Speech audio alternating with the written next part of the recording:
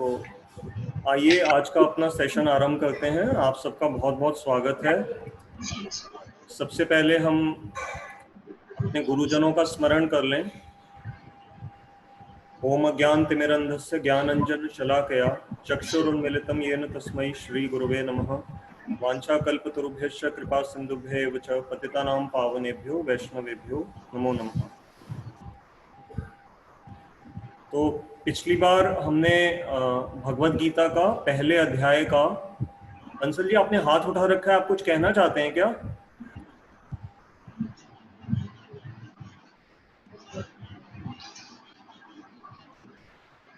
ठीक है, तो हम आरंभ करते हैं। कोई प्रश्न होगा बाद में पूछ लीजिएगा। पिछली बार हमने अपने पहले अध्याय का श्लोक संख्या 35 तक कर लिया था, और इस अध्याय में हम सभी जानते हैं कि अर्जुन अपने आर्गुमेंट्स भगवान के सामने प्रेजेंट कर रहे हैं कि मुझे युद्ध क्यों नहीं करना है। हम ध्यान रखेंगे ये जो भी श्लोक चल रहे हैं हमारे, अर्जुन एक के बाद एक भगवान के सामने अपनी बातें प्रेजेंट कर रहे हैं कि मुझे क्यों ये युद्ध नहीं करना है। नहीं करने के ये लॉजिक्स हैं, इनको हमेशा ध्यान में रखेंगे। हम बाद में भगवान इनको काटेंगे, लेकिन अभी हम अर्जुन की तरह से इन सब बातों को समझने का प्रयास कर रहे हैं।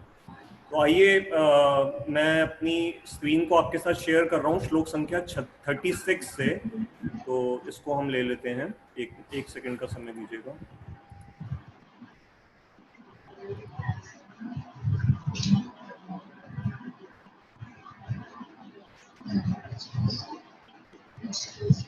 अनु स्क्रीन आ गई है 36?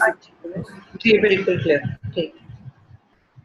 तो इस श्लोक का 3 लाइनों में हम देख रहे हैं। मैं संस्कृत पूरी नहीं पढ़ूंगा क्योंकि थोड़ा फिर समय हमारा कम हो जाता है। मैं सीधा नीचे, आप देख सकते हैं स्क्रीन पे हिंदी अनुवाद आ रहा है, तो उसको हिंदी अनुवाद को आप लोग देख लीजिएगा 1 मिनट के लिए। हे माधव, यहाँ पर भगवान का दोबारा से नाम माधव लिया है। इसको हम अभी आगे इसका मतलब समझेंगे कि क्यों माधव शब्द यहाँ बोला अर्जुन ने। इन सभी आतताइयों को, किनकी तरफ अर्जुन इशारा कर रहे हैं? सामने जो कौरव सेना के जितने भी योद्धा खड़े हैं उनकी ओर अर्जुन इशारा करते हुए कह रहे हैं, इन सभी आतताइयों को मारने से हमें पाप ही लगेगा। इसलिए बांधवों सहित मतलब क्योंकि सिर्फ अकेले कौरव ही नहीं है, उनके साथ बहुत सारे और भी रिश्तेदार हैं, दुर्योधन का वध करना हमारे लिए उचित नहीं है। क्योंकि अब रीजन बता रहे हैं क्यों उचित नहीं है, क्योंकि स्वजन की हत्या करने से हम किस प्रकार सुखी होंगे। तो यहाँ जो शब्द आया स्वजन, ये पहले भी आया है, अब दोबारा से आ रहा है। तो हम इसमें एक बार पहले ये समझ लें कि किस प्रकार से जो अर्जुन की जो मेंटालिटी है वो धृतराष्ट्र की मेंटालिटी से अलग है। जो भगवत गीता का पहला श्लोक था पहले अध्याय का, उसमें जब धृतराष्ट्र ने ये कहा था कि मामकहा, मतलब मेरे बेटों ने और पांडु के पुत्रों के ने आगे क्या किया, तो उस श्लोक से हमें पता लगा था कि धृतराष्ट्र की जो फीलिंग है वो एकमात्र अपनी संतान के प्रति उनका ममत्व है। और यहाँ पर क्या है, अर्जुन जो कह रहे हैं स्वजन शब्द यूज कर रहे हैं। अर्जुन ये नहीं कह रहे कि मेरे भाई, मेरे बेटे या मेरे रिश्तेदार। अर्जुन कह रहे हैं स्वजन, अर्थात हमारी तरफ के जो योद्धा हैं वो भी मारे जाएंगे और जो कौरवों की तरफ के जो योद्धा हैं वो भी मारे जाएंगे। तो हम अर्जुन और धृतराष्ट्र दोनों की जो हृदय की जो विशालता है उसमें बहुत बड़ा अंतर देख रहे हैं। एक नेपोटिज्म से ग्रसित है, अर्थात अपने परिवार के बारे में सब समय सोच रहा है, और एक अर्जुन है जो सबके बारे में ये बात सोच रहे हैं। ठीक है, तो आगे हम देख रहे हैं कि अर्जुन की जो इस समय मन की जो स्थिति है वो एक तरह से बड़ी चिंता से ग्रसित है।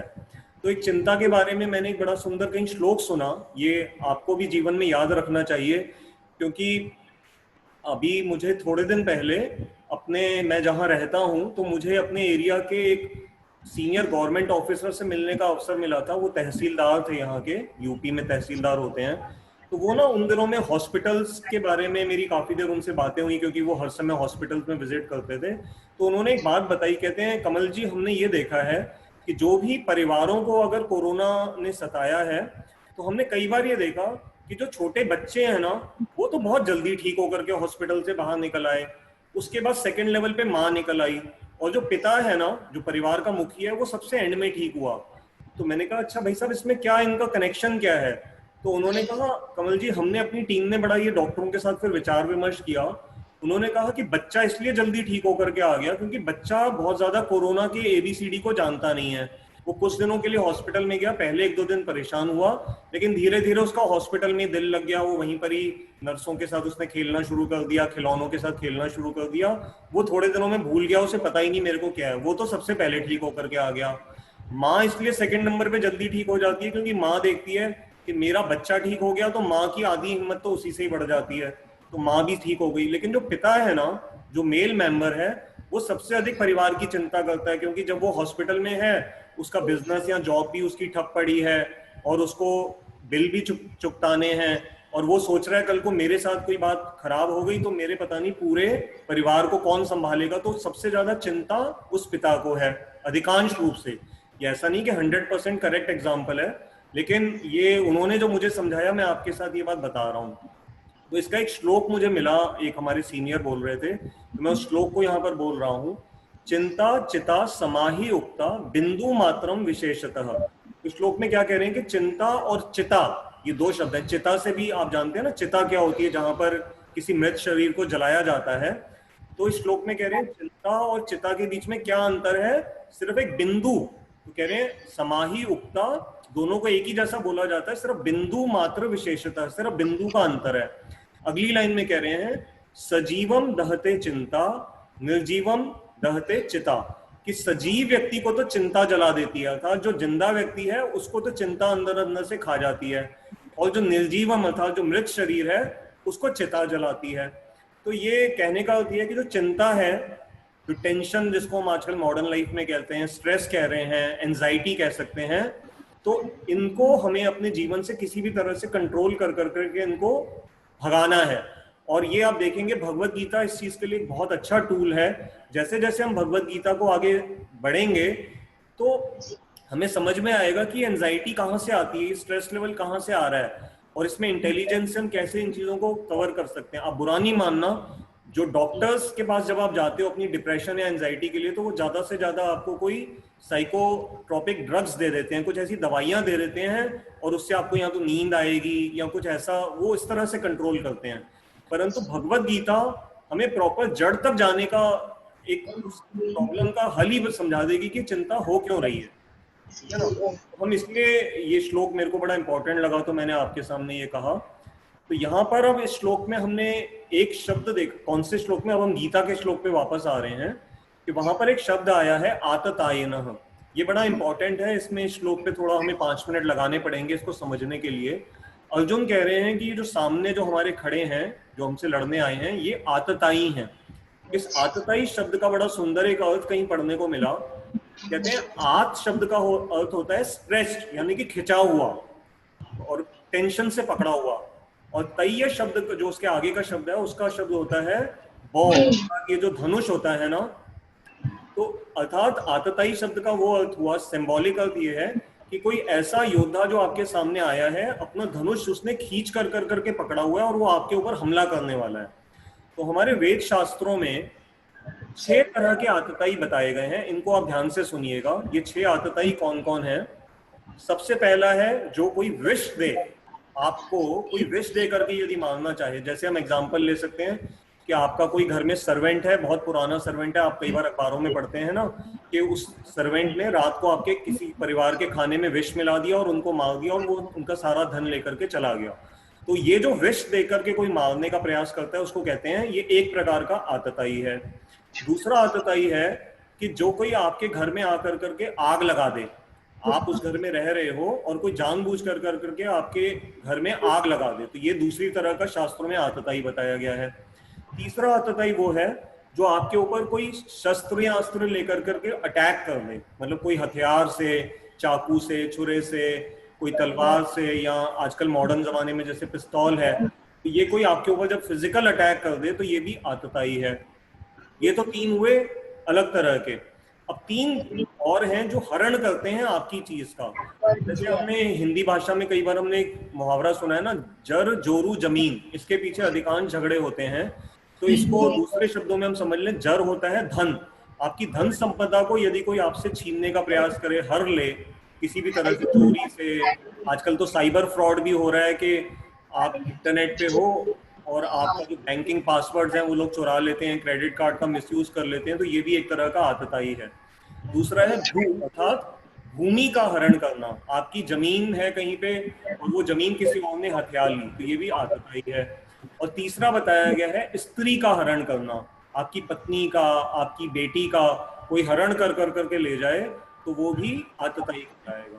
तो यहाँ हम ध्यान देंगे कि अर्जुन क्यों ये कह रहे हैं कि जो सामने खड़े हैं आतताई हैं। और पहले आपको एक शास्त्र की बात बता दूं, शास्त्र तो ये कहता है कि अगर इन छयों में से यदि कोई किसी ने एक भी कार्य किया है तो भी आप उसको मारने का आपको अधिकार शास्त्र देता है। आप बदले में उसको मार सकते हो, आपको पाप नहीं लगेगा, बल्कि आप समाज की सफाई कर रहे हो। तो यहाँ पर दुर्योधन एंड पार्टी ने तो ये छयों के छयों कार्य किए थे। कैसे किए थे, आइए हम इनका एक बार रिवीजन कर लेते हैं। सबसे पहले विष मैंने आपको बताया था, जहर देना। तो आपने सुना होगा कि बचपन में जब ये पांडव और कौरव छोटे थे तो उस समय भीम को, क्योंकि कौरवों को पता था कि भीम को खाने का बहुत शौक है, तो दुर्योधन ने एक पार्टी अरेंज करी और उसने भीम को बुलाया और भीम को खीर खिलाई, और बहुत खीर खिलाई, भर भर करके पेट खिलाई। उस खीर में दुर्योधन ने बहुत भयंकर एक विष मिला दिया था और उस विष को पीने से भीम थोड़ी देर में बेहोश हो गए और दुर्योधन पार्टी ने भीम को कर करके नदी में डाल दिया।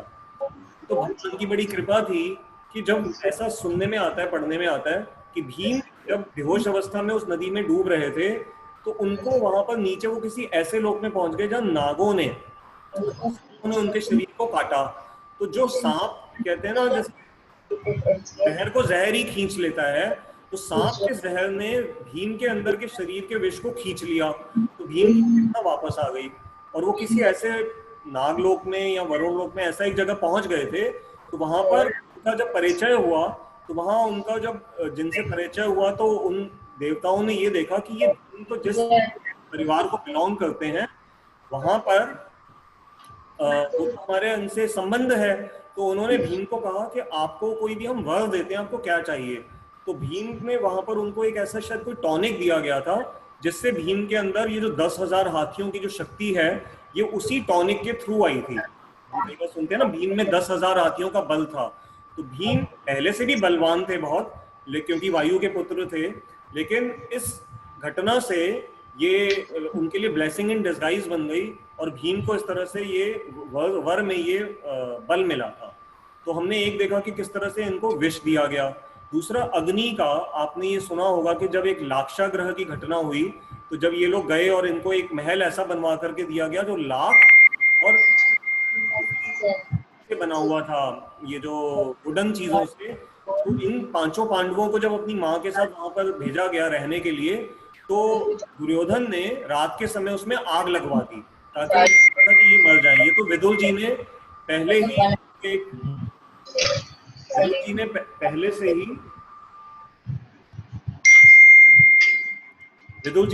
ही एक उनको वो दे रखा था, हिंट दे दिया था, तो ये पांडव अपने आप को बचा सके और सुरंग के माध्यम से वहां से निकल गए थे। तो इस तरह से उनको अग्नि से भी मारने का प्रयास किया दुर्योधन ने। तीसरा शस्त्रों से, तो एक तो हम अभी भी देख रहे हैं कि सारी कौरव सेना शस्त्र हाथ में लेकर के खड़ी है, हमला करने के लिए तैयार है। भीष्म पितामह वो भी बजा चुके हैं अपना शंख। उससे पहले भी ऐसी घटना हो चुकी है, जब पांडव लोग वन में थे उस समय दुर्योधन एंड पार्टी कर्ण के साथ मिलकर करके उनके ऊपर अटैक किया था। ये तो उस समय अचानक ही गंधर्वों ने भी कौरवों के ऊपर अटैक कर दिया और फिर बल्कि उल्टी कहानी हो गई कि दुर्योधन गंधर्वों ने हरा दिया और फिर दुर्योधन को बचाने के लिए उस समय अर्जुन ने बल्कि दुर्योधन को वहां पर बचाया था। तो देखिए कितना अच्छा पांडवों का मन था कि वास्तव में वो उनको मारने आए थे कौरव, लेकिन उस समय पांडवों ने बल्कि गंधर्वों से उन कौरवों की रक्षा करी। ये तीन हो गए। उसके बाद धन का जो हरण है, हम सभी जानते हैं कि किस तरह से युद्ध क्रीड़ा के नाम पे धन उनका हर लिया गया। अब आप कहेंगे भी गैम्बलिंग तो दोनों कर रहे थे, तो फिर इसमें इसका दोष दुर्योधन को क्यों जाएगा? उसका दोष दुर्योधन को इसलिए जाएगा क्योंकि दुर्योधन को स्वयं खेलना चाहिए था जुआ, लेकिन उसने जानबूझ कर करके शकुनी मामा से पासे पलटवाए, क्योंकि वो जानता था कि शकुनी जो है वो पासे डालने में बड़े एक्सपर्ट हैं। और युधिष्ठिर महाराज उसका बराबरी नहीं कर पाएंगे, तो इस तरह से उनका सारा धन हर लिया गया। उसके बाद भूमि का जो हरण है, तो भूमि में हम सब समझ सकते हैं कि किस प्रकार से इनकी जो सारी वो थी पांडवों की जो एक राइट शेयर था भूमि का, वो उनको नहीं दिया गया। जब बाद में भगवान कृष्ण सिर्फ 5 गांव भी मांगने गए तो भी दुर्योधन ने वो 5 गांव देने से भी मना कर दिया, बल्कि कहा मैं सुई की नोक के बराबर भूमि भी नहीं दूंगा, तो उनकी भूमि भी हर ली गई थी।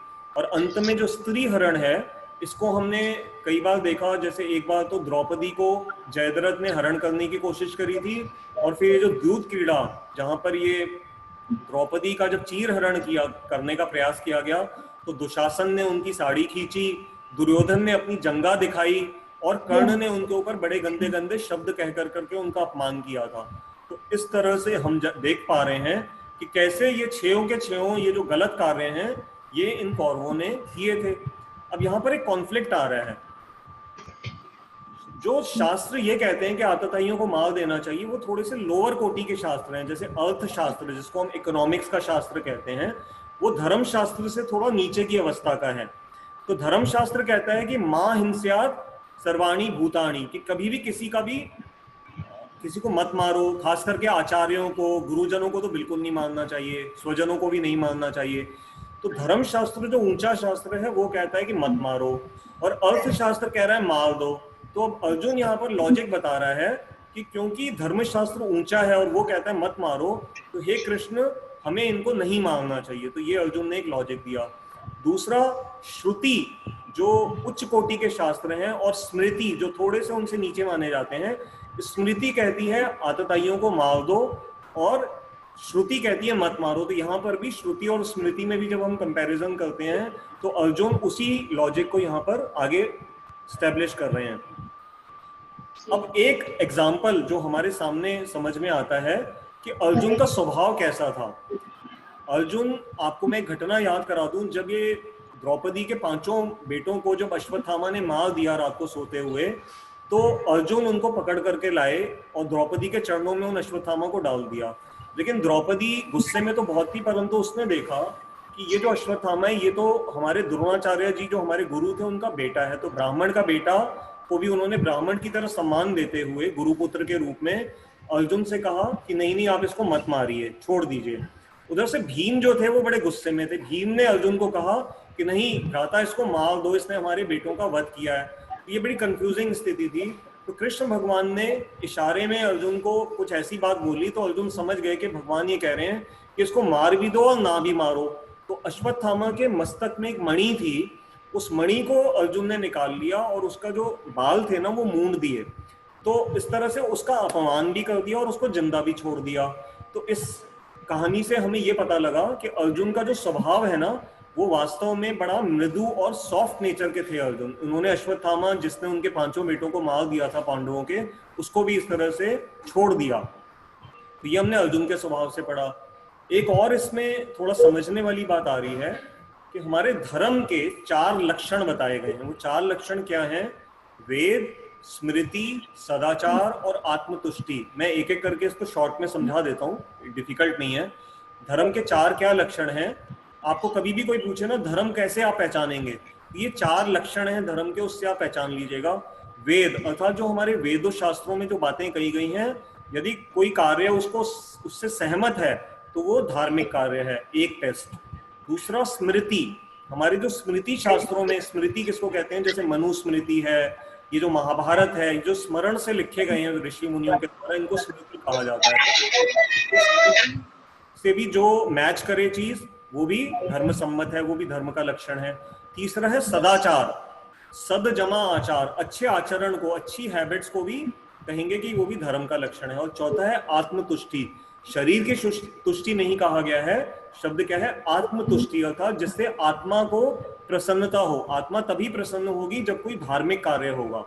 अब यहाँ पर अर्जुन ने एक चीज स्टैब्लिश करी है कि प्रभु अगर मैं इनको मार दूंगा ना इनको, तो इन 4 लक्षणों में से 3 का हनन होगा, सिर्फ एक स्मृति का पालन होगा, क्योंकि स्मृति शास्त्र कहता है कि आतताइयों को मार दो, लेकिन वेद कहता है मत मारो, सदाचार भी कहता है कि अपने सगे संबंधियों को मत मारो, और आत्मतुष्टि भी नहीं होगी बल्कि इससे आत्मग्लानि होगी, क्योंकि जब अपनों को ही मार देंगे तो फिर कैसे तुष्टि होगी?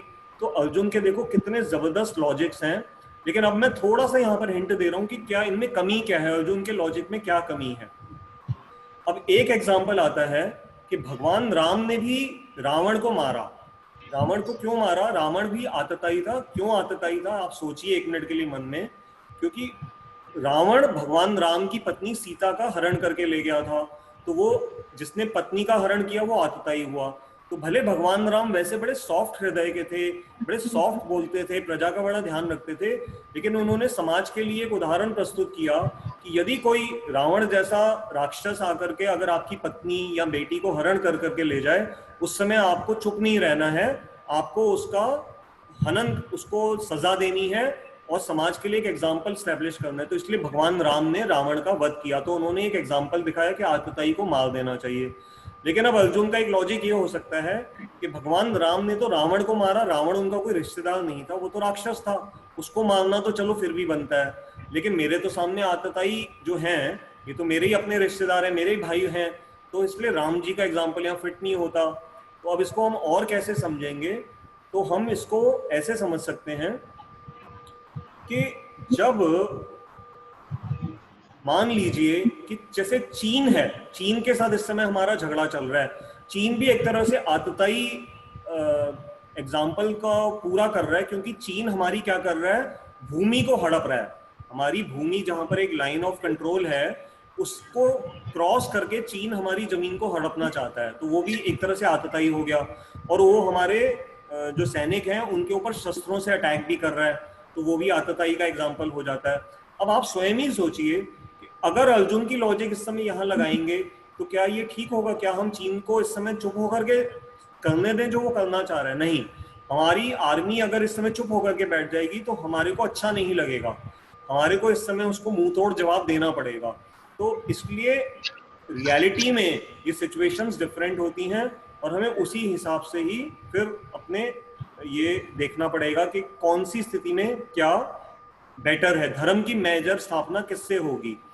तो इसलिए हमें ये देखना है कि अगर हमारे को ऐसी कोई स्थिति आ जाए जहां पर कंफ्यूजन है, जैसे अर्जुन के सामने क्या है, एक तरफ परिवार है और दूसरी तरफ आतताई है, तो ये अभी भगवान उसको आगे जाकर के समझाएंगे कि कैसा लेना है। अब इसी श्लोक में एक शब्द आपने ध्यान से देखा कि आतताई के अंदर आ गया, यहां पर इसके साथ एक शब्द आप देख रहे हैं पापम एव आश्रयेद। तो आश्रय शब्द होता है ना, जैसे किसी का आश्रय लेना, ये बड़ा पॉजिटिव शब्द है। तो बड़ा आपके मन में प्रश्न आएगा कि पापम एव आश्रयेद, कि अर्जुन ने पाप का आश्रय लेने जैसा सेंटेंस क्यों यूज किया है? क्योंकि बड़ा अजीब सा लग रहा है कि पाप का आश्रय कौन लेता है, पाप का आश्रय तो लिया नहीं जाता। तो अर्जुन एक तरह से ये समझाना चाह रहे हैं कि प्रभु वास्तव में आश्रय तो किसी अच्छी वस्तु का लिया जाता है, लेकिन यहाँ तो हम बड़ा गलत कार्य करने जा रहे हैं, हम तो स्वयं ही पाप को वर्ण करने जा रहे हैं। जैसे कोई कहे ना आ बैल मुझे मार, तो हम तो पाप को अपने जीवन में लेके आ रहे हैं, हम उसका आश्रय स्वयं इनवाइट कर रहे हैं। और उसका फल क्या होगा कि वो आश्रय हमें सिर्फ प्रोटेक्शन नहीं देगा, वो बल्कि ये तो पाप ऐसा है हमारे जीवन को ही पूरी तरफ से चारों तरफ से कवर कर लेगा। तो इसलिए हमने अर्जुन के इस श्लोक से ये बात क्या समझी कि आतताइयों को हमें नहीं मानना चाहिए, इससे हम सुखी नहीं हो पाएंगे। ये अर्जुन ने अपना विचार सामने रखा है। अब मैं श्लोक संख्या 37 और 38 दोनों इकट्ठे हैं, इनका अनुवाद पढ़ रहा हूँ। आपके जो भी प्रश्न आ रहे हो मन में वो अभी आप कहीं नोट कर लीजिए, क्लास के एंड में 40 मतलब अभी 15 मिनट के बाद आपको अपने प्रश्न पूछने का चांस मिलेगा। मैं इसका अनुवाद पढ़ रहा हूँ। हे जनार्दन, हाँ उसमें मैं भूल गया, ये माधव शब्द जो आया था, तो माधव शब्द का यहाँ इंपॉर्टेंट सिग्निफिकेंस क्या है, मैंने आपको पिछली एक बार क्लास में बताया था। माधव शब्द का अर्थ होता है माँ मतलब लक्ष्मी जी, धव मतलब अर्थात उनके पति। तो अर्जुन भगवान कृष्ण को माधव इसलिए दोबारा यहाँ पर कह के याद करा रहे हैं कि प्रभु आप तो लक्ष्मी के पति हैं। तो लक्ष्मी जी का तो अर्थ ये होता है कि वो तो सारे शुभ कार्यों को लेकर के आती हैं जीवन में। जैसे अभी दिवाली के दिन आएंगे ना, तो हम लिखते हैं शुभ लाभ और नीचे लक्ष्मी जी की हम पूजा करते हैं। कल रक्षाबंधन का शुभ त्योहार है, तो ये जो शुभ वातावरण है यहाँ पर लक्ष्मी जी की उपस्थिति मानी जाती है। तो शुभ कार्य कराने वाले जो लक्ष्मी जी हैं, आप उनके पति हैं, तो आप उल्टा कार्य क्यों कर रहे हैं? क्योंकि मैं तो ये देख रहा हूँ कि इससे तो बल्कि जो भी फॉर्च्यून आएगी ना जीवन में वो तो रक्त रंजित होगी, और लक्ष्मी जी तो ऐसा कभी भी नहीं चाहेंगी कि रक्त रंजित धन मिले। तो आप कृपया कर करके जो माधव आपका जो नाम है उसको सही रूप से चरितार्थ कीजिए और ऐसा मुझे युद्ध में मत लगाइए। इसके बाद 37वें और 38 श्लोक का अनुवाद इस प्रकार से है। हे जनार्दन, जनार्दन शब्द का अर्थ हमने पिछली क्लास में ले लिया था। जिन्होंने नहीं सुनी पिछली क्लास वो उसको जब दोबारा सुनेंगे रिकॉर्डिंग को तो उसमें उनको जनार्दन का मतलब पता लग जाएगा। हे जनार्दन, राज्य के लोभ से भ्रष्ट बुद्धि होकर, यहाँ एक शब्द आ रहा है लोभ, तो लोभ को भी हम थोड़ा अच्छी तरह समझेंगे। राज्य के लोभ से भ्रष्ट बुद्धि होकर दुर्योधन आदि वंश नाश से उत्पन्न दोष तथा मित्र द्रोह से उत्पन्न पाप को नहीं देख रहे हैं। मैं इसको थोड़ा धीरे धीरे आपको बता रहा हूं कि राज्य का लोभ है, उससे दुर्योधन आदि जो वंश, उनका जो परिवार है, उनकी बुद्धि हो गई है भ्रष्ट। लोभ ने उनकी बुद्धि को कर दिया भ्रष्ट। तो दुर्योधन आदि क्या है, वंश नाश का जो दोष उत्पन्न होगा और जो मित्र द्रोह से उत्पन्न पाप लगेगा। यहाँ मित्र द्रोह, आज देखिए फ्रेंडशिप डे है तो बाई चांस आज हमारे श्लोक में मित्र शब्द आया है, हम इसको भी अभी समझ लेंगे। उससे जो पाप उत्पन्न होगा वो दुर्योधन नहीं देख पा रहा है। अब अर्जुन अपने मन की बात बता रहे हैं, परंतु मतलब लेकिन इसे जानने वाले हम लोग। अब अर्जुन कह रहे हैं भगवान से कि प्रभु हम तो उनके जैसे नहीं है ना, हम तो जानते हैं कि इन दोषों से निवृत्त होने के लिए क्यों नहीं विचार करना चाहिए। तो अब आपने इसको बड़े ध्यान से एक बार आप इसको स्क्रीन पे दोबारा से पढ़ लीजिए, तो फिर मैं इसको अभी डिटेल में आपके सामने प्रेजेंट करूंगा कि राज्य के लोभ से ग्रसित होकर करके जो दुर्योधन एंड पार्टी है वो ये नहीं समझ पा रही कि अगर इन वंशों का जब नुकसान हो जाएगा, ये मारे जाएंगे, तो फिर उससे जो पाप लगेगा, नुकसान होगा। तो दुर्योधन को तो ठीक है ये बात नहीं समझ में आ रही, लेकिन अर्जुन कह रहा है कि हमें तो ये समझ में आ रहा है ना कि इससे नुकसान होगा बड़ा जबरदस्त, तो फिर हम ये गलती क्यों करें। तो अब हमें इसको लोभ का गीता में कई जगह पे वर्णन आएगा, और नरक के 3 द्वार भगवान आगे जाकर के बताएंगे जो है काम, क्रोध और लोभ। तो उसमें से जो एक है लोभ, आप देखेंगे लोभ से ही सारी संसार में गलत कार्य होते हैं। कोई अफसर है अपनी स्थिति का लाभ उठा कर करके रिश्वत खाता है तो वो एक तरह से लोभ का परिणाम है। कोई डॉक्टर है मरीज का ठीक से इलाज नहीं कर रहा, या जबरदस्ती उसको एक के बाद एक कोई गलत बीमारियां बता कर करके उसको हॉस्पिटल में लटकाए रख रहा है, 10-10 दिन उसको वेंटिलेटर पे डाल दिया ताकि उसका बिल बढ़े। तो ये क्या है, लोभ के उदाहरण है। और यहाँ पर जो मित्र शब्द आया तो अर्जुन एक तरह से ये समझाने का प्रयास कर रहे हैं कि मित्र द्रोह का जो पाप लगता है, तो आज फ्रेंडशिप डे है तो हम समझ लें कि मित्रता एक अपने आप में बड़ा पवित्र रिश्ता होता है। कहते हैं कई बार रिश्तेदारियों में झगड़े भले हो जाएं, बट मित्रों में इतनी आसानी से झगड़े नहीं होते। तब तक नहीं होंगे मित्रों में झगड़े क्योंकि जब तक अगर एक दूसरे के प्रति द्रोह की भावना नहीं होगी। तो रियल मित्रता वही है जो कि हमारे को हर समय सुख और दुख में हमारे साथ रहे। ये नहीं कि आज हम अमीर हैं तो हमारे साथ बहुत सारे दोस्त हैं और कल को हम गरीब हो गए तो वही मित्र हमारा फोन भी नहीं उठाने को तैयार हो रहे। अभी मैं इस क्लास को आरंभ करने से पहले किसी व्हाट्सएप ग्रुप पे मैंने मतलब एक जोक देखा, लेकिन वो इससे रिलेट कर रहा है, मैं इसलिए बता देता हूँ। तो किसी ने कहा कि जितने भी लोग आज मुझे फ्रेंडशिप डे पे सुबह से लेके विश कर भेजे जा रहे हैं, अगर मैं सिर्फ इनको एक मैसेज बदल के भेज दूं ना कि यार जरा 2000 रुपये पेटीएम कर दे, जरूरत है, तो ये 4 दिन तक मेरे को फोन पे ब्लॉक कर देंगे। तो कहने का अर्थ ये है कि मित्रता भी आजकल सेल्फिश मोटिव से डिफाइन हो रही है। तो हमें गीता आगे जाकर के भगवान स्वयं बताएंगे कि भोक्तारम यज्ञ तपसाम सर्वलोक महेश्वरम सुहृदम सर्वभूतानाम ज्ञात्वा माम शांतिम रक्षति। तो ये भगवत गीता का बहुत सुंदर श्लोक है, ये आगे आएगा, इसको डिटेल में तो हम तब समझेंगे।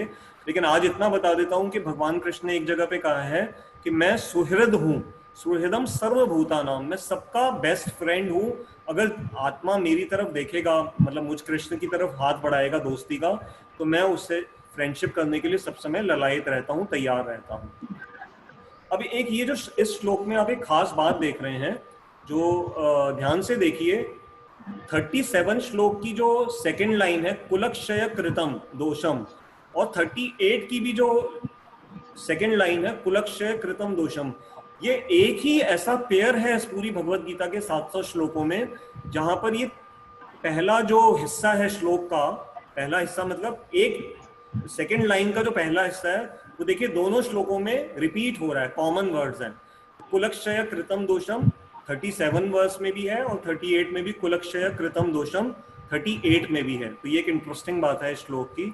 तो इसमें अब अर्जुन ने जो बातें बताई हैं इसको हम एक बार अब थोड़ा और ध्यान से समझ लेते हैं।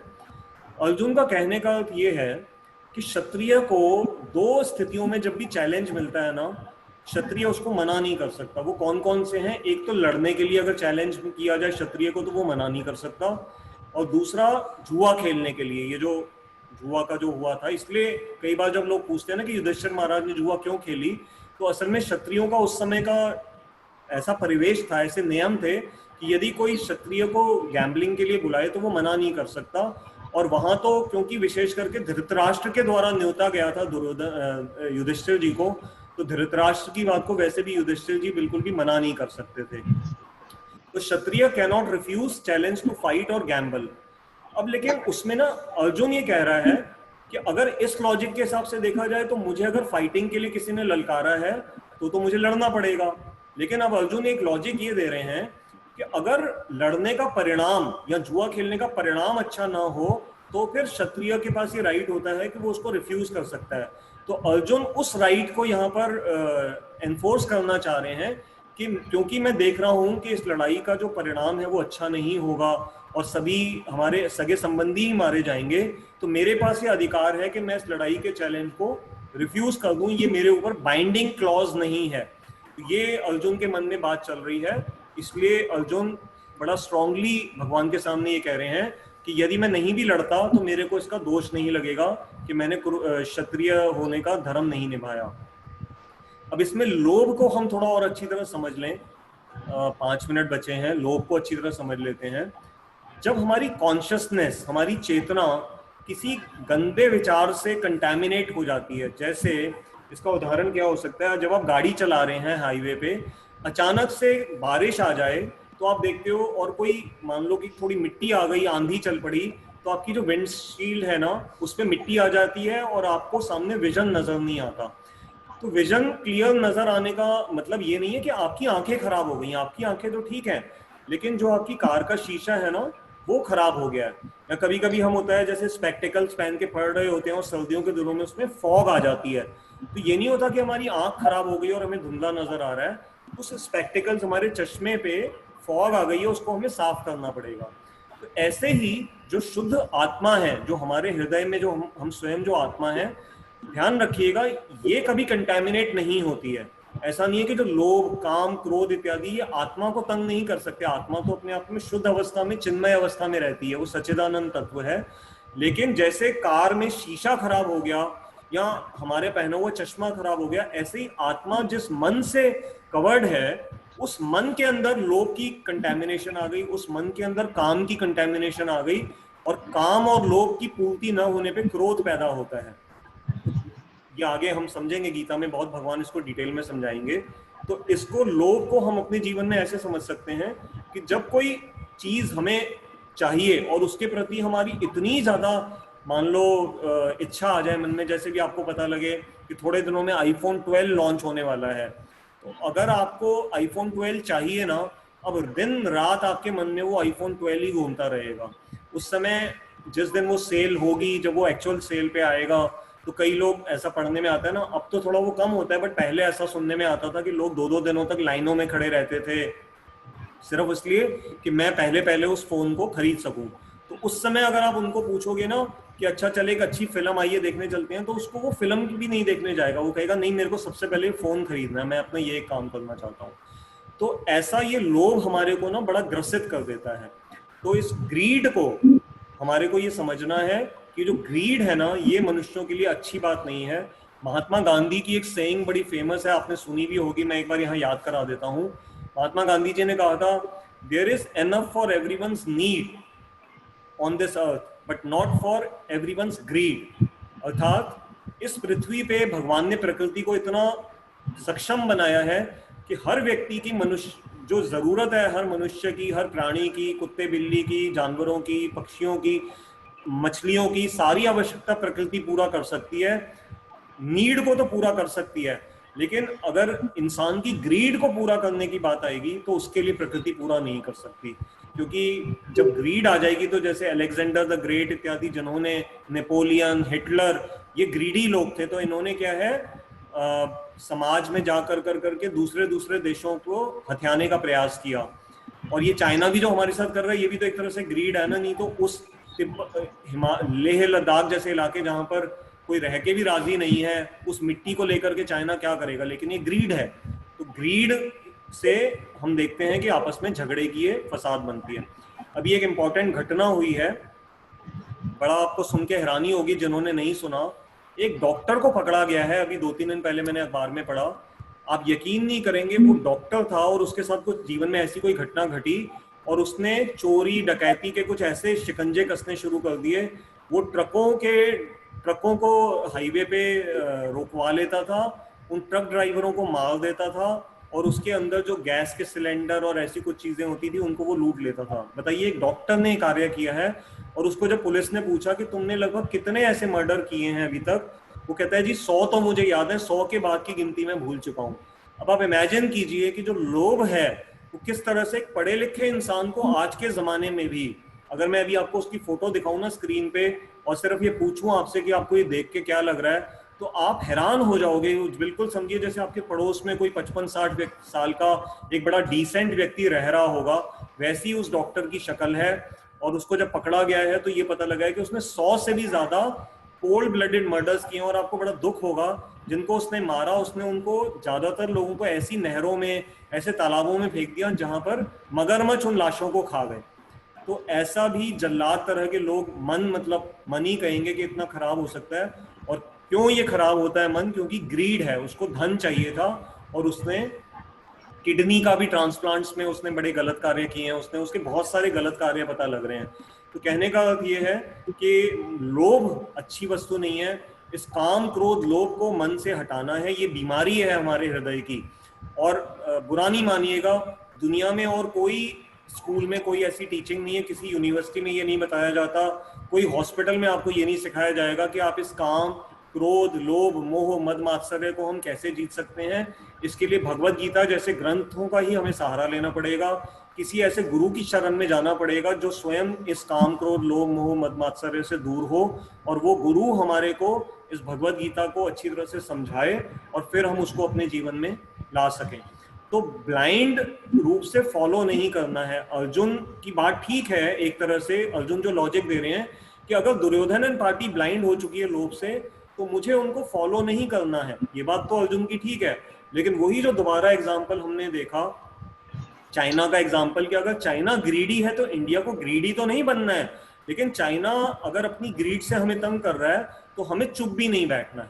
तो अर्जुन एक एग्जाम्पल तो ठीक कह रहे हैं कि हमें दुर्योधन की तरह ग्रीडी नहीं बनना है, लेकिन अर्जुन यहाँ गलती कर रहे हैं कि जब दुर्योधन को सबक सिखाना है तो यहाँ पर अर्जुन को चुप नहीं बैठना चाहिए, अर्जुन को लड़ने के लिए तैयार रहना चाहिए। एक बहुत छोटा सा उदाहरण और दे रहा हूँ, उसके बाद बस मैं अपना समाप्त कर रहा हूँ, समय हो गया, 40 मिनट हो गए।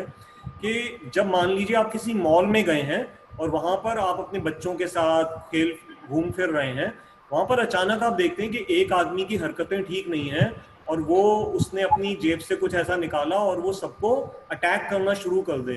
तो उस समय आप क्या करोगे? जो मॉल की जो सिक्योरिटी है, उस सिक्योरिटी को अगर पता लग गया कि ये जो आदमी थोड़ा पागल हो गया है और ये दूसरों पे अटैक कर रहा है बच्चों के ऊपर और ऐसे, तो उस समय वो सिक्योरिटी वाले क्या ये सोचेंगे कि ये अगर अटैक कर रहा है, पागलपन कर रहा है, तो हमें भी अटैक नहीं करना चाहिए? तो ये थिंकिंग गलत होगी। उस समय सिक्योरिटी मैन को भी अटैक करना है, वही कार्य करना है जो मैडमैन कर रहा है, लेकिन दोनों का पर्पस डिफरेंट होगा। वो दुनिया को नुकसान पहुंचाने के लिए कर रहा है और सिक्योरिटी मैन जो अटैक करेगा वो दुनिया को बचाने के लिए करेगा। ऊपर 8वें फ्लोर से कोई नीचे देख रहा है तो उसको लगेगा कि दोनों लड़ रहे हैं। 8वें फ्लोर वाले के तो नजर में है कि दोनों बराबर हैं, दोनों ही पागल लग रहे हैं, क्यों लड़ रहे हैं। लेकिन आप उसके साथ अगर खड़े हो तो आपको पता है कि जो ड्यूटी ऑफिसर है, जो सिक्योरिटी मैन है, वो आपको बचाने का प्रयास कर रहा है, और जो ये जो पागल आदमी है ये वास्तव में सबको मारने का प्रयास कर रहा है। तो आपने देखा क्रिया दोनों में सेम थी, लेकिन दोनों का पर्पस डिफरेंट था। तो मैं यहाँ पर अपने आप को स्टॉप कर रहा हूँ क्योंकि समय का हम ध्यान रखेंगे। तो आप सबसे निवेदन है, जो भी आपके प्रश्न हैं वो आप चैट बॉक्स में डाल दीजिए। मैं एक बार आपके चैट बॉक्स को देख लेता हूँ, कुछ कमेंट्स आए हुए हैं, और तब तक आप सोच लीजिए, जिसको भी कुछ भी पूछना है वो अपना हाथ उठा दीजिए, तो फिर मैं आपको अनम्यूट कर दूंगा और फिर हम आपके प्रश्न को ले लेंगे। तो एक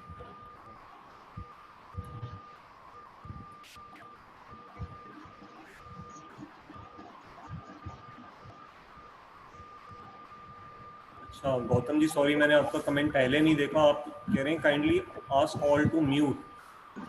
भैया मैंने इनसे पर्सनल पर मैसेज करके पूछ लिया कि बाद में अच्छा अच्छा, ओके, कोई तो वो प्रॉब्लम हो ठीक है रही, ना, पर इनका साउंड क्लियर था ना उस समय फिर? इन्होंने फिर वापस गौतम जी और संजय जी का कमेंट था, पर इन्होंने फिर वापस जवाब नहीं दिया, और मैंने चेक किया बाकी सब म्यूट करके। Okay okay. अच्छा, संजय डडवाल जी का भी कमेंट था, सॉरी मुझे नहीं पता क्यों आज नॉइस की बात आप लोगों ने कही है। तो एक तो संजय डडवाल जी ने कमेंट दिया, एक मिनट में पढ़ लूँ। अच्छा, गौतम जी लिख रहे हैं it was okay, thank you Gautam ji. Academically educated but spiritually uneducated people are no less than a demon, these people are full of lust, greed and unlimited desires. तो संजय डडवाल जी जो हमारे योगा एक्सपर्ट हैं, मैं पढ़ देता हूँ, अच्छा उन्होंने कमेंट दिया है। एकेडमिकली एजुकेटेड, कि पढ़े लिखे तो हैं लोग, जैसे शायद ये डॉक्टर के विषय में ही बता रहे होंगे संजय जी, क्योंकि मैंने जब बोला उसके बाद ही इन्होंने कमेंट दिया है। वो कह रहे हैं पढ़े लिखे हैं बट स्पिरिचुअली अनएजुकेटेड। हाँ बिल्कुल ठीक कह रहे हैं आप, कि अगर स्पिरिचुअल एजुकेशन नहीं है लोगों के पास तो ये राक्षसी प्रवृत्ति की का ही कारण बनती है।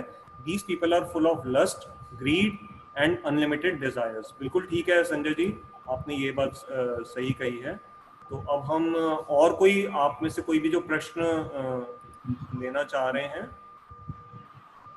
मैडम ने, डॉक्टर मीनाक्षी ने एक प्रश्न पूछा है, can greed be explained, like why it happens in anyone? Why it happens ma'am, इसके कई सारे उत्तर हैं, थोड़ा डिटेल में जाना पड़ेगा, बट मैं एक बार इसको आपको और अच्छी तरह थोड़ा सा बता देता हूँ। कि आपने पूछा है कि ग्रीड आती कहाँ से है, ठीक है, आप ये जानना चाह रहे हैं। तो ग्रीड बेसिकली लोभ है। ये मैम वास्तव में जैसे मैं इसको आपको एक एग्जांपल से बताता हूँ।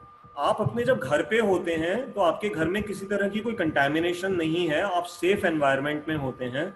लेकिन जब आप एक हॉस्पिटल में जाते हैं तो आपको पता रहता, हम समझ सकते हैं कि hospital is a contaminated place, क्योंकि वहाँ तरह तरह के लोग आते हैं, उनका इलाज होता है, कोई इन्फेक्शियस डिजीज के भी लोग आए हुए होंगे।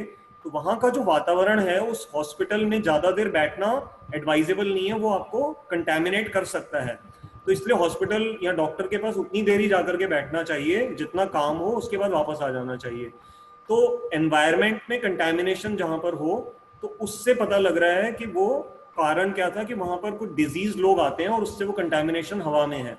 अब उस एग्जाम्पल से यहां समझिए कि ये जो आत्मा है, हम लोग जो हैं, हम सब जो जीवात्माएं हैं, शास्त्र ये कहता है कि हमारा ये जो संसार जिसमें हम इस समय हैं, इस भौतिक प्रकृति में, ये हमारा रियल घर नहीं है। हमारा रियल घर किसी और जगह पे है, उसको वैकुंठ लोक कहते हैं। वहां पर किसी तरह की कंटेमिनेशन नहीं है, वहां काम, क्रोध, लोभ, मोह, मद, मात्सर्य ये सब चीजें नहीं है। ये इस समय, जैसे मैंने आपको एग्जांपल दिया कि हॉस्पिटल में आप जाओगे तो कंटेमिनेशन से आप अपने आप को एक्सपोज कर रहे हो, उसी तरह से जो जीवात्माएं भगवान के धाम में न रह कर करके इस भौतिक संसार में आए हैं, जो एक हॉस्पिटल की तरह है या एक जेल की तरह जिसको बताया गया है, तो यहाँ पर जो भौतिक प्रकृति है उसमें कुछ सतोगुण, रजोगुण और तमोगुण के कॉम्बिनेशन की वजह से ये सारी कंटेमिनेशन विद्यमान है। और जब जीवात्मा इस एटमॉस्फेयर से आकर के एक्सपोज होती है तो फिर वो इस कंटेमिनेशन से दूर नहीं रह सकती।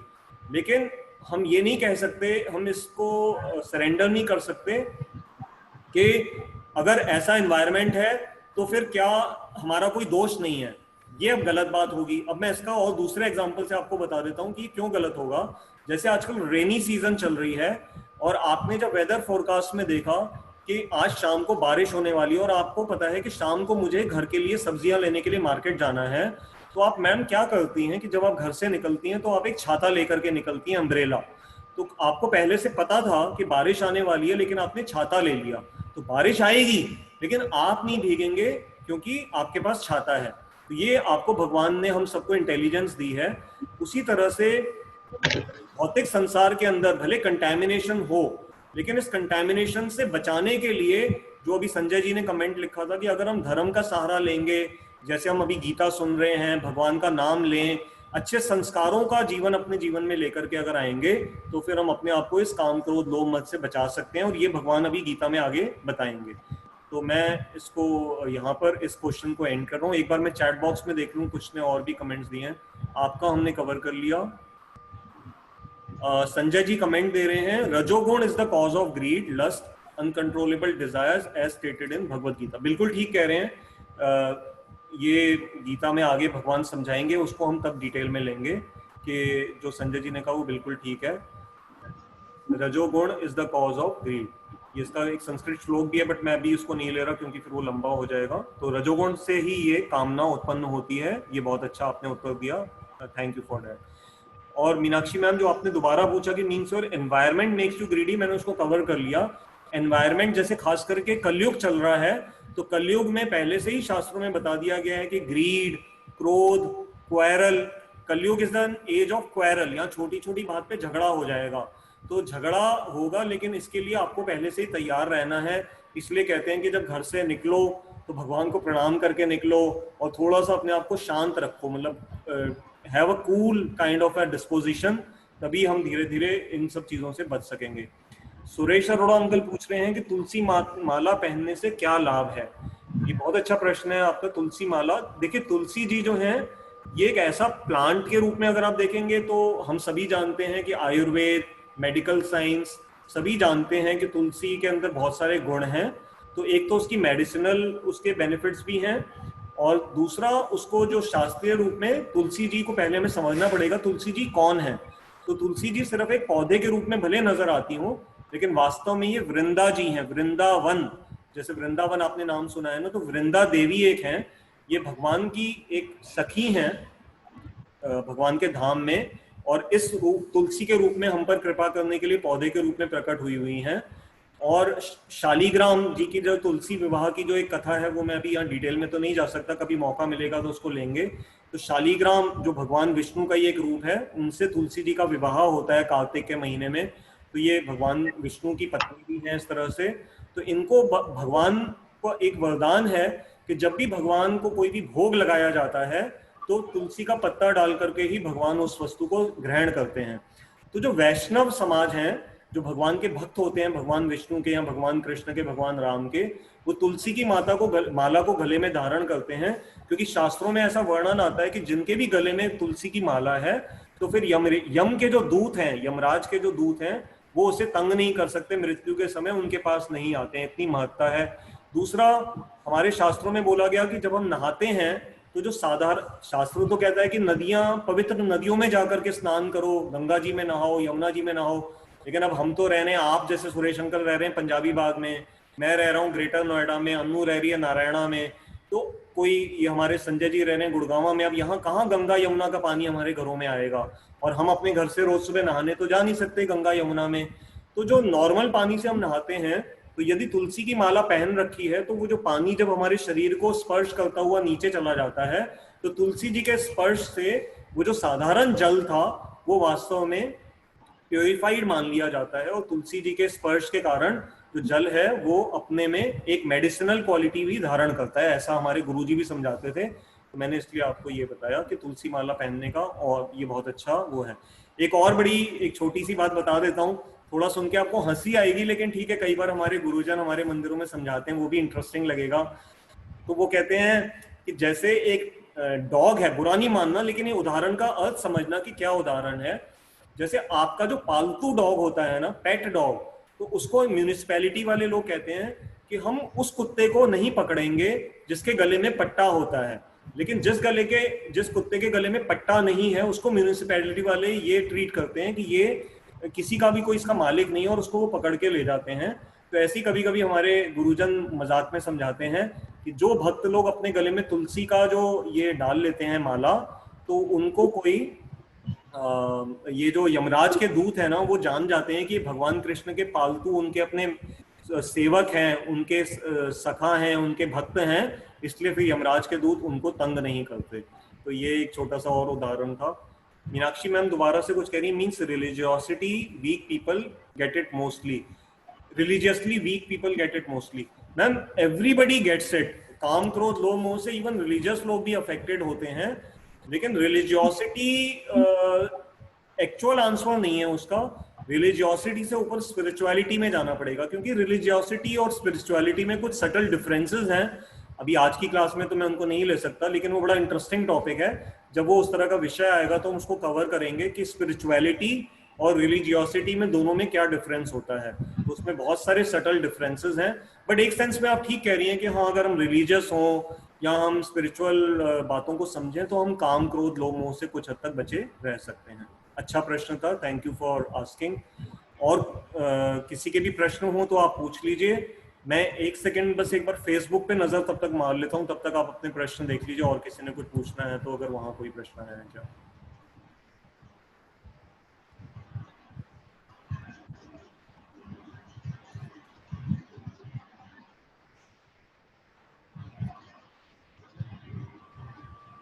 ठीक है, फेसबुक पे तो ऐसा कोई प्रश्न नहीं नजर आ रहा है, तो आपकी जैसी अनुमति। गौतम बुद्धिराजा जी को मैं अनम्यूट कर रहा हूँ 1 मिनट के लिए। गौतम जी अभी हम आपको अनम्यूट कर देते हैं।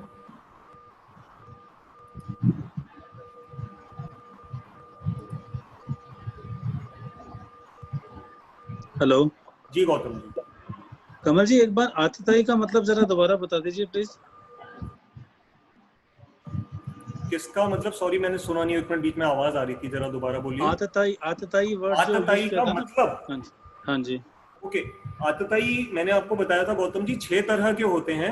अब वो 6 तरह के आप 1 मिनट के लिए चाह रहे हैं मैं दोबारा बोलूं, या आतताई शब्द का अर्थ जानना चाह रहे हैं दोबारा से? आतताई शब्द का अर्थ। हाँ ठीक है। आतताई, देखिए सिंपल मीनिंग तो ये है कि वास्तव में जो कोई अतिक्रमण आपके ऊपर कर रहा है, मतलब आपके जो वो कुछ ऐसा बिहेवियर कर रहा है जो आपकी सत्ता के ऊपर अटैक है, आपकी इंटेग्रिटी के, मतलब आपको किसी तरह से तंग किया जा रहा है, तो वो 6 तरह से तंग कर सकता है। लेकिन मैंने जो आतताई शब्द का जो प्रॉपर अर्थ बताया था, आत प्लस ताई, तो आत शब्द का होता था अर्थ है जो बड़ा स्ट्रिक्ट फॉर्म में, मतलब जो खिंचा हुआ है, तना हुआ है, और जो ताई शब्द से आया है वो मतलब जो धनुष होता है।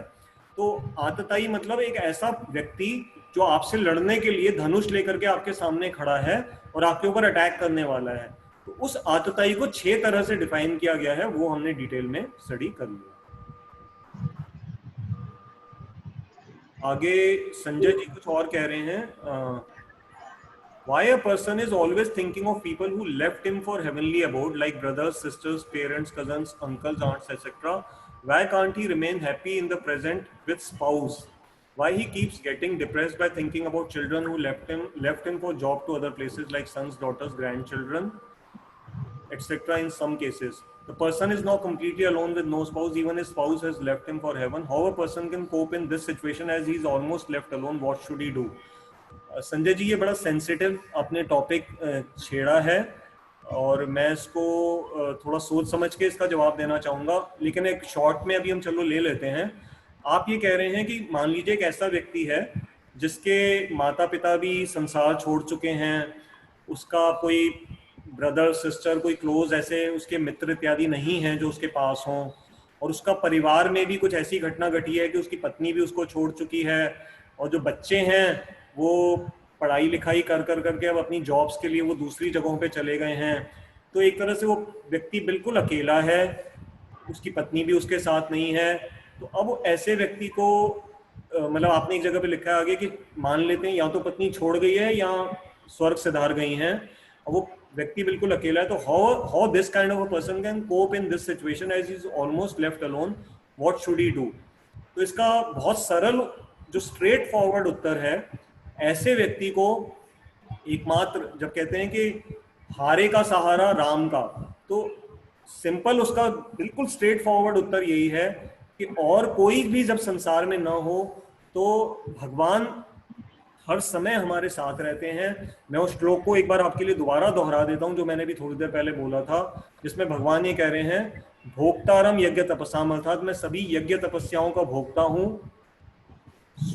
ईश्वरः भोक्तारम यज्ञ तपस्याम सर्वलोक महेश्वरम, मैं सारे लोगों का स्वामी हूं। सुहृदम सर्वभूतानाम, सभी जीवों का मैं सबसे अच्छा मित्र हूं। तो ज्ञात्वा माम शांतिम रिच्छति, तो ऐसा व्यक्ति जिसका आपने एग्जाम्पल दिया, क्योंकि वो नेचुरली बड़ा डिस्टर्ब होगा और अशांत होगा, तो भगवान कह रहे हैं यदि ऐसा कोई व्यक्ति या किसी भी तरह का कोई व्यक्ति यदि मुझे मित्र मान लेता है तो वो शांति को प्राप्त करेगा। तो उस व्यक्ति को अपना सारा जीवन की जो बची हुई एनर्जी है वो भगवान की तरफ लगा देनी चाहिए। देखिए, हम किस लिए जीवन में एनर्जी लगाते हैं? हम बिजनेस या जॉब इसलिए करते हैं ना कि अपने परिवार का ध्यान रखेंगे। अब उस व्यक्ति का ना कोई परिवार रहा तो वो जॉब, बिजनेस इत्यादि में क्यों समय लगाएगा? तो उसके पास तो समय ही समय है। वो 24 घंटे में से 6-7 घंटे 8 घंटे सोए, उसके अलावा अपना बाकी समय भगवान का भजन करने में लगाए, भगवान को जानने में लगाए, स्पिरिचुअलिटी की तरफ बढ़े। ये उसका सबसे अच्छा उसके जीवन में हुआ है। वो वास्तव में जैसे संन्यास आश्रम जो हमारे यहाँ बताया गया है, ब्रह्मचारी, गृहस्थ, वानप्रस्थ, संन्यास, हमारे यहाँ 4 आश्रम बताए गए हैं। वानप्रस्थ अवस्था में गृहस्थ को ये परमिशन होती है कि वो परिवार को तो छोड़ देता है लेकिन पत्नी के साथ रहता है और किसी धाम में चला जाता है।